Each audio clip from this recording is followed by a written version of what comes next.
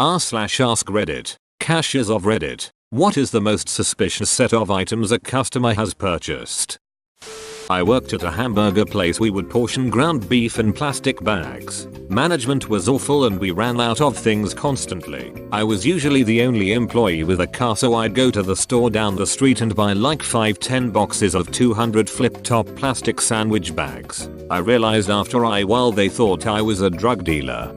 I work at a craft store and guys come in to buy 2x3 inches little jewelry style bags off him. I wonder how many of them are for portioning out drugs. I once bought 4 cans of whipped cream, chocolate sauce, sprinkles and condoms. Funniest bit is that I didn't even think of how it looked. The first 3 items were for my daughter's birthday party and the condoms were just yen. We're out after thought. The cashier, male, checked me out, then winked and said, "Now you have a nice night." And I sort of stared at him for a moment until my brain fired up and made the connection. Then I laughed and said, "Oh, don't worry, I will. My husband still makes fun of me." Man bought $800 of Roblox gift cards and when I questioned him on it he said, "I asked my daughter what she wanted for Christmas and she said she wanted Roblox shit. So now for not being specific she can try and find a way to spend her Christmas budget of Robux. I really aspire to be more like this man. Truly the paragon of human existence." I bought a case of 100 shotgun shells and a loofah at Walmart once with my buddy and the cashier was like, "What are you two boys up to?" Razors, kitty litter, and lube. I feel sorry for your cat. Was it Shane Dawson? As part of a lost bet, a friend had to do a dare. We sent them to the supermarket with a specific set of actions in mind. Go to the cash register with a big box of condoms. Realize you don't have the money to buy them. Go put it back. Go to the same cash register again, holding cling film and rubber bands. So, how did it go? I once bought nothing but a toy for my 2-year-old nephew, a bottle of motor oil, and condoms at the same time. All for separate reasons, but it was not lost on me what connections could be made. This is only one item. It's the circumstances that make it suspicious. My brother was driving along behind someone who hit a deer. They stopped, and he also stopped, as is common in rural areas. He asked if they were going to eat it, and when they said no, offered to clear it up for them. He started butchering the deer, and after gutting and a few other things realized that he had nothing in his car to put the meat in. So he went to the nearest store to get something. He got the weirdest look from the cashier. It was only then that he realized that he had walked into a gas station late at night, bloody to the elbows, and bought black plastic garbage bags. A cucumber, some lube, a box of chocolates, and wine. It was V-Day. Not a cashier, but I've bought suspicious items together. I walked to the store to get a bathtub plug to try a bath bomb, but just as I left my mom asked me to get a toaster. I did. The lady working the stand looked at me, "Are you okay?" I didn't realize what it looked like at the moment. Wouldn't say suspicious, but the amount of people who came in to buy large quantities of poppy seeds and a 2 LT of soda. I later understood what they did, but for the longest time I was confused as to why so many people were using their food stamp card to buy so many bread sprinkles. Would you care sharing with us what they were doing with it? Selling gram scales was always fun. Our EPA system would direct us to ask if they would like a relevant item. So whenever anyone bought gram scales we had to ask the customer if they would like any little plastic baggies, and then ask to take their personal information to sign them up for promotional stuff. A box of condoms, a saddle and a case of motor oil. My friend checked out a woman who bought a bottle of KY and a single cucumber.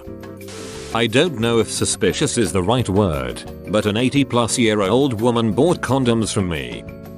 Once, when I was younger, 17-18ish, I went to the store with some friends and bought several 1-2-liter sodas, a bottle of muriatic acid, and a roll of tinfoil. As we were leaving the store, a plainclothes security guy stopped us and said, "I've been to bomb school, 2 boys." At first I thought he had said I've been to bong school, and I was trying to figure out what kind of bong we could be making, and where one would sign up to go to bong school. Anyway, he took down our names. Looking back on it, I probably didn't have to give him my name, but I was young. and obviously stupid, and told us that if he heard about any bombs going off in the area he would send the cops to our houses. We still blew up the bottles. I don't think they could even properly be called bombs, and we never got in any trouble.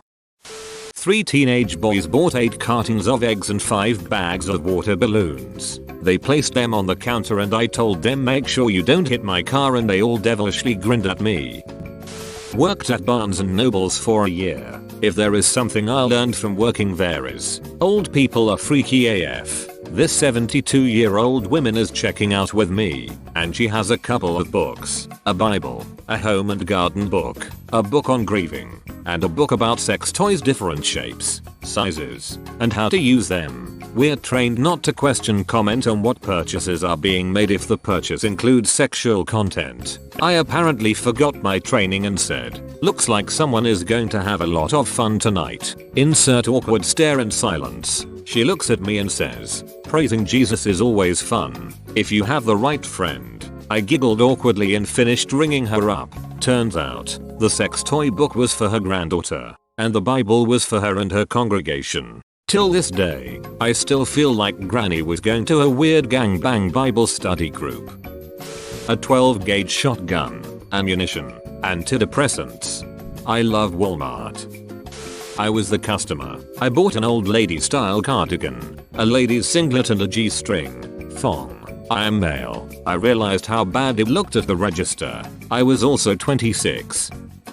I cashiered for a long time in my life. Let me tell you, we do not give a duck. Cashiering is miserable ducking work. You get there, turn off for about 8 hours, and try and make it through. I worked as a cashier for a certain hardware store chain that has an affinity for the colors blue and red. My most memorable customer was a younger Hispanic guy. He approached me with a pair of tin snips and asked, quietly, if I thought that they would break through the typical locks used by storage units, the round silver ones. I told him that he'd need bolt cutters or an angle grinder would be his best bet. I helped him find a cheaper angle grinder and a variety of discs. I never asked what he was using them for, but he said his key broke off in his unit's lock. I still wonder sometimes if he used it to commit crimes or not. Not suspicious as such, but someone returned books on irritable bowel syndrome and curry recipes to my library, and it was very hard not to say I've spotted the issue. About 10 years ago, I went to the store to buy condoms and called my wife to see if she needed anything. She told me to buy our toddler some new underwear. I went through the self-checkout that day. Obligatory, not a cashier, not my purchase, etc. My 6-year-old cousin was murdered in 2002. Her killer was intending to kill her father, not her. Once they arrested him, they were able to pull store surveillance and a receipt. The sick duck had stopped at a store and bought a butcher knife, Coleman fuel and lighters on his way to commit a crime. That's always haunted me a bit. Edit. It was 2002, not 2001. Damn, that's dark. He's in jail, I presume? A single cucumber, a pack of condoms, and a Men's Health magazine. Beer, Pepto-Bismol, and laxatives. I worked in a pharmacy here in the UK and a customer brought in a very old chemistry set, so they get the relevant items and teach their kid. It wasn't long after the 7/7 terror attacks in London and some of the ingredients looked familiar. I asked the pharmacist to double check what was needed and she asked the customer to go into the consultation room for a quick chat. Turns out some of the ingredients could be combined to make heavily corrosive chemicals and in the worst instance a very crude explosive device. We denied him the sale and the guy never kicked up a fuss, just laughed and asked that we throw the box away at our end.